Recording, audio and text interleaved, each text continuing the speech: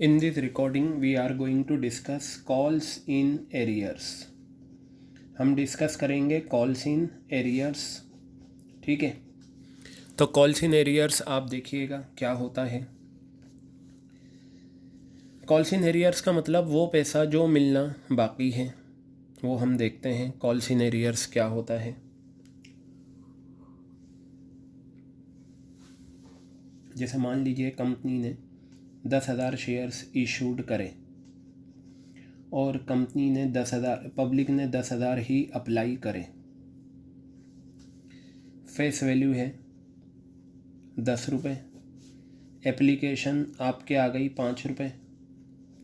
Allotment आपका आ गया 3 रुपये और फर्स्ट कॉल आपकी आ गई 2 रुपये. क्लियर है बात ये. अब यहाँ पर लिखा हुआ है वन शेयर होल्डर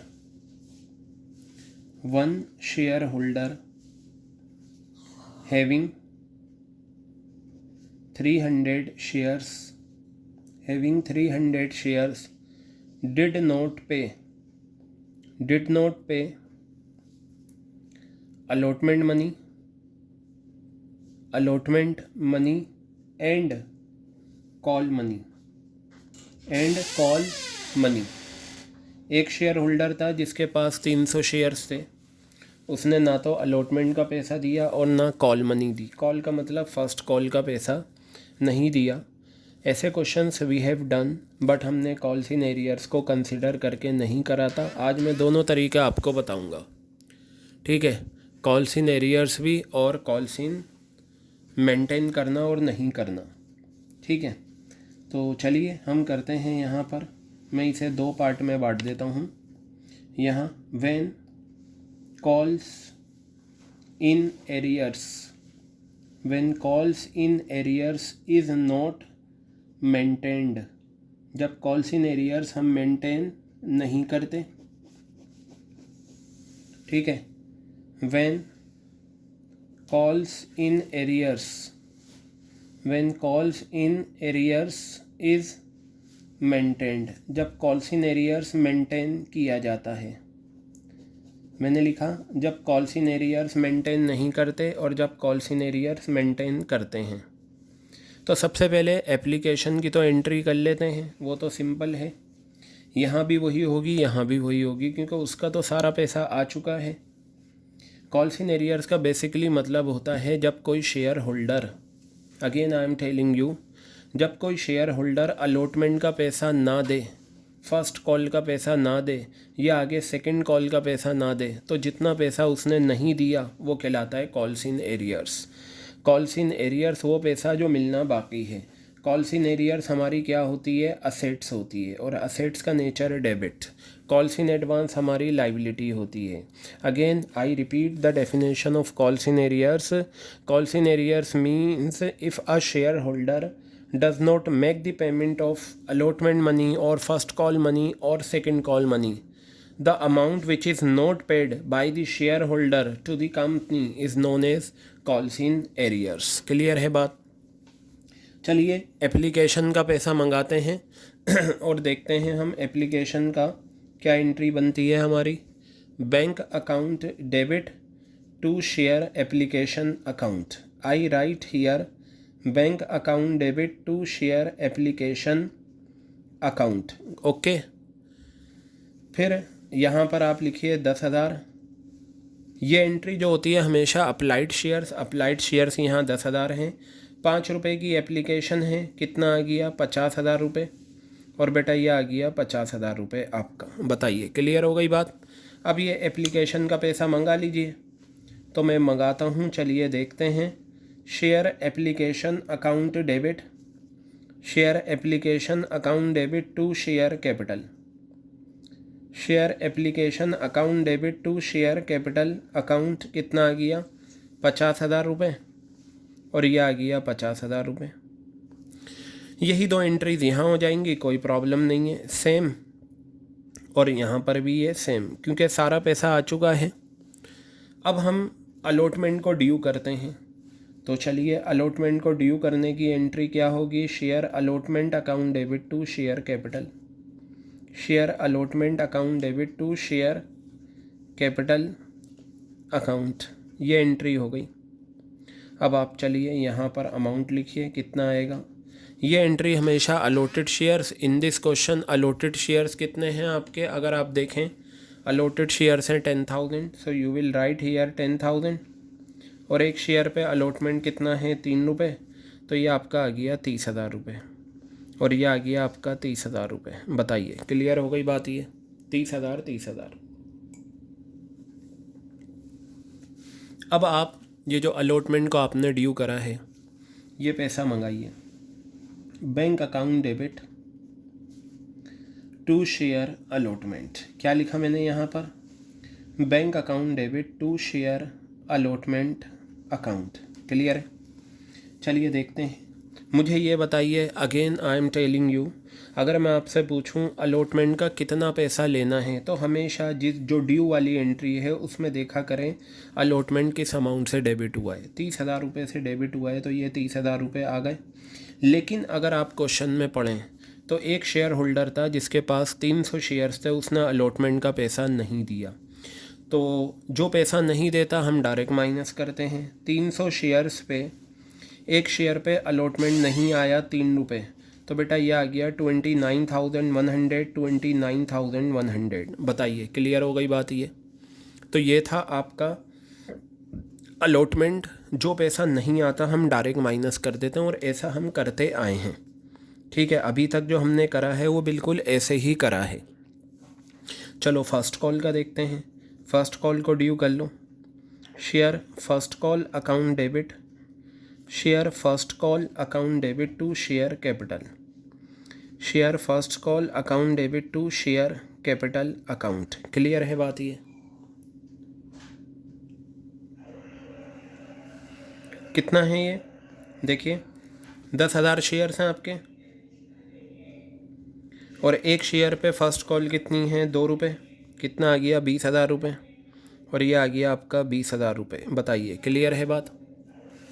अब फर्स्ट कॉल का पैसा मंगा लो। Bank account debit to share first call, bank account debit to share first call.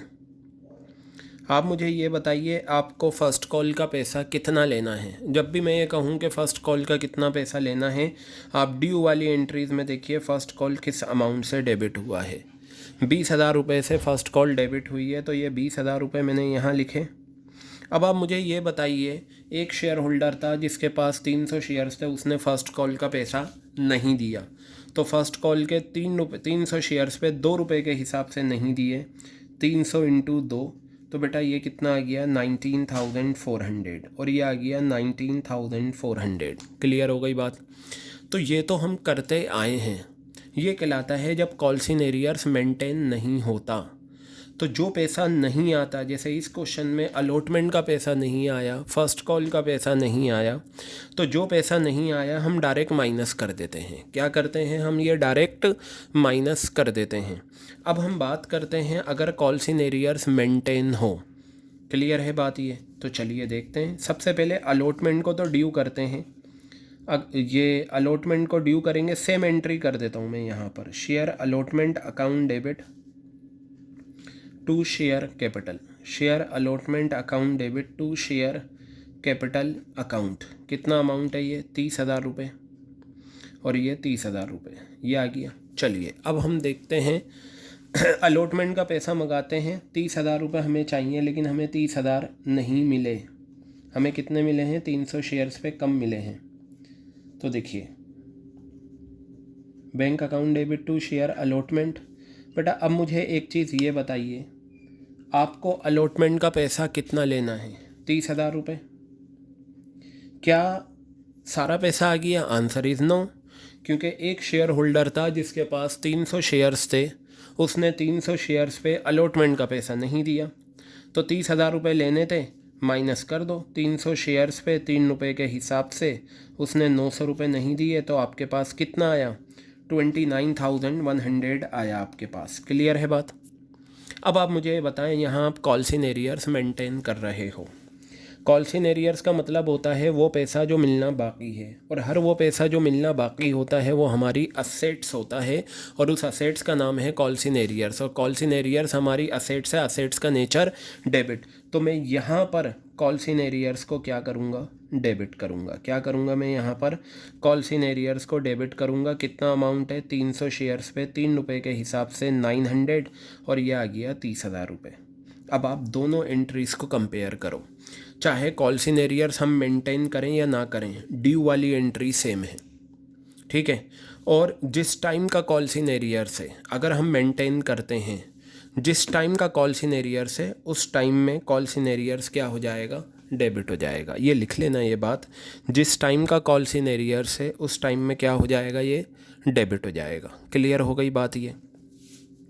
अब हम फर्स्ट कॉल को ड्यू करते हैं, तो चलिए सेम एंट्री होगी ड्यू वाली। Share first call account debit to share capital. क्या लिखा मैंने यहाँ पर, share first call account debit to share capital account. Clear है। यहाँ पर आप देख लें कि यही 20,000 रुपये ये आ गए, और ये 20,000 आपके ये आ गए, ठीक है। बस अब आप क्या करें, पैसा मंगाते हैं, बैंक अकाउंट डेबिट, ये आ गया टू शेयर फर्स्ट कॉल, क्या आ गया, to share first call account, ठीक है। अब आप ये बताइए आपको फर्स्ट कॉल का कितना पैसा लेना है, 20,000, और एक शेयर होल्डर था जिसके पास 300 शेयर्स थे, उसने 300 शेयर्स पे 2 रुपये की फ़र्स्ट कॉल के हिसाब से पैसा नहीं दिया। माइनस कर दो, 300 इंटू 2 कितना आ गया, 19,400। अब ये बताइए कॉल्स इन एरियर्स की डेफिनेशन है, अगर अलॉटमेंट फर्स्ट कॉल या सेकंड कॉल का पैसा ना आए, वो ना आने वाला पैसा क्या है, कॉल्स इन एरियर्स है। तो फर्स्ट कॉल का उसने 300 शेयर्स पे 2 रुपये के हिसाब से नहीं दिया, और कॉल्स इन एरियर्स हमारी क्या है, असेट्स। क्या है, कॉल्स इन एरियर्स हमारी असेट्स है। तो ये आ गया आपका 600 रुपये, और ये 20,000 रुपये आपका ये आ गया। अच्छा एक चीज़ देखें, पहली बात आप बहुत सिंपल सी याद रखें, जिस टाइम का पैसा नहीं आया, अगर अलॉटमेंट का पैसा नहीं आया तो अलॉटमेंट की बैंक वाली एंट्रीज़ में कॉल्स इन एरियर्स को डेबिट कर दो। अगर फर्स्ट कॉल का पैसा नहीं आया तो फर्स्ट कॉल की बैंक वाली एंट्रीज़ में कॉल्स इन एरियर्स को क्या कर दो, डेबिट कर दो, ठीक है। हाँ, इसमें पूरी इन्फॉर्मेशन नहीं है। ऐसा मान लो अब उसने अलॉटमेंट का पैसा नहीं दिया, लेकिन आगे ऐसी इन्फॉर्मेशन आ सकती है कि फ़र्स्ट कॉल का जब पैसा मंगाया तो उस टाइम उसने अलॉटमेंट का पैसा दे दिया, तो कॉल्स इन एरियर्स यहाँ डेबिट हुआ है, फर्स्ट कॉल की बैंक वाली एंट्रीज़ में क्या हो जाएगा, क्रेडिट हो जाएगा। जैसे यहाँ पर हमने करा था, जिस टाइम का कॉल्स इन एडवांस होता है वहाँ तो हो जाता है क्रेडिट, लेकिन जिस टाइम का होता है उसकी बैंक वाली एंट्रीज़ में डेबिट हो जाता है। तो कॉल्स इन एडवांस क्रेडिट और डेबिट होता है, और कॉल्स इन एरियर्स डेबिट होता है और बाद में क्रेडिट होता है, अगर वो इन्फॉर्मेशन क्वेश्चन में दे रखी है। फ़िलहाल जब वो क्वेश्चन में आएगी वो इन्फॉर्मेशन मैं आपको तब बता दूंगा उसमें। फ़िलहाल आपको ये याद रखना है, कॉल्स इन एरियर्स का डेफिनेशन होता है जब कोई शेयर होल्डर, दोबारा से कहूँगा, जब कोई शेयर होल्डर अलॉटमेंट का पैसा ना दे, फर्स्ट कॉल का पैसा ना दे, सेकंड कॉल का पैसा ना दे, तो जो पैसा उसने नहीं दिया वो कॉल्स इन एरियर्स कहलाता है। और जिस टाइम का कॉल्स इन एरियर्स होता है उसकी बैंक वाली एंट्रीज़ में कॉल्स इन एरियर्स को हम क्या करेंगे, डेबिट करेंगे। क्लियर हो गई बात ये। चलो ये तो था आपका कॉल्स इन एरियर्स। बेटा कॉल्स इन एरियर्स एक और आता है फॉर फीचर वाली एंट्री में। फॉर फीचर की आप क्या एंट्री करते हैं, कोई सी भी ले लो, आप लिखते हो शेयर कैपिटल अकाउंट डेबिट, ठीक है। जो पैसा शेयर कैपिटल हो गया डेबिट। अगर प्रीमियम की सिंपल सी मैं ले लेता हूँ, प्रीमियम मान लो नहीं है इसमें, हम क्रेडिट क्या करते हैं, मान लो ये 40,000 है, हम क्या करते हैं, जो पैसा नहीं आया वो उसी नाम से क्रेडिट। अगर अलॉटमेंट नहीं आया टू शेयर अलॉटमेंट लिखते हैं या नहीं। अगर फर्स्ट कॉल नहीं आया तो बताइए लिखते हैं फर्स्ट कॉल, और अगर सेकंड कॉल नहीं आया तो बताइए लिखते हैं सेकंड कॉल, सेकंड कॉल। और जो आ जाता है वो फोरफिटेड शेयर्स में चला जाता है। कहाँ चला जाता है, फोरफिटेड शेयर्स में चला जाता है। मैं चलिए इसके अमाउंट लिखता हूँ, ये आ गया आपका 20,000, ये आ गया 10,000, ये आ गया 8,000 और ये आ गया 2,000। इन तीनों का क्या मतलब है? इनका मतलब होता है वो पैसा जो अलॉटमेंट के टाइम नहीं आया, वो पैसा जो फर्स्ट कॉल नहीं आया, वो पैसा जो सेकंड कॉल नहीं आया, और आपको पता है जो पैसा नहीं आता वो कॉल्स इन एरियर्स होता है। तो इसी एंट्री को मैं ऐसे भी कर सकता हूँ, share capital account debit, share capital debit कितना आ गया 40,000। अब मैं इन तीनों को सेपरेट ना लिखकर एक साथ लिख दूंगा और इनकी जगह मैं नाम लिखूंगा कॉल्स इन एरियर्स। क्या लिखूंगा मैं इनकी जगह? Calls in arrears. और इन तीनों फिगर का ऐड करके कितना आ गया 38,000, और ये आपका आ गया 2 फॉरफिटेड शेयर्स। क्या आ गया? 2 फॉरफिटेड शेयर्स आ गया। कितना amount? 2,000।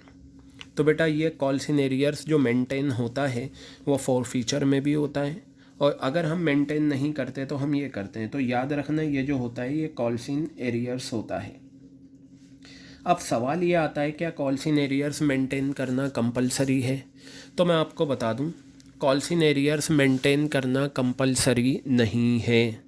It is not compulsory to maintain calls in arrears.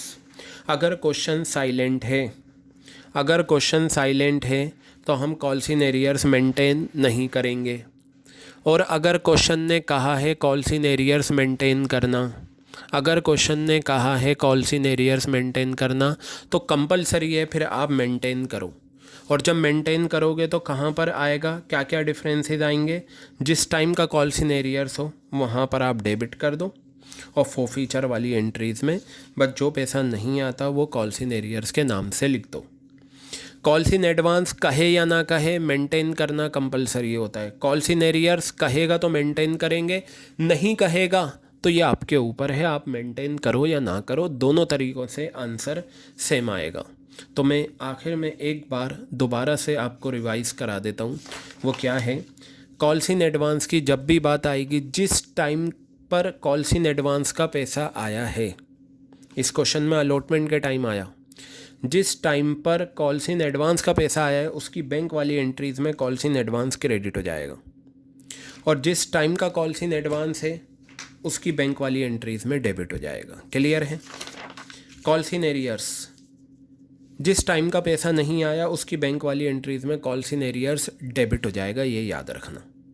बस ये डेबिट का याद रखो, आगे अगर वो कॉल्स इन एरियर्स का पैसा मिलता है तो वो क्रेडिट होता है, वो क्वेश्चन में बता दिया जाएगा। और एक फॉरफीचर वाली एंट्रीज़ में कॉल्स इन एरियर्स क्या होता है? क्रेडिट होता है।